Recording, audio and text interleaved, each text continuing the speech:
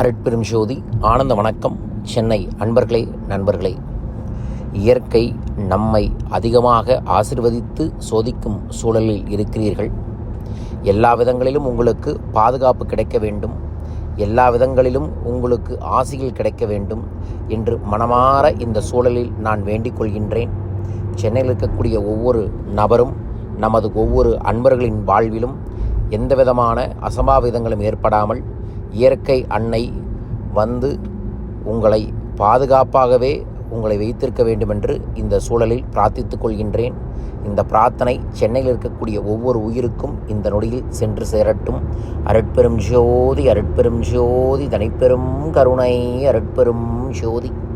குருவே சரணம், குருவே துணை, குலதெய்வமே சரணம், குலதெய்வமே துணை, குபேரரே சரணம், குபேரரே துணை.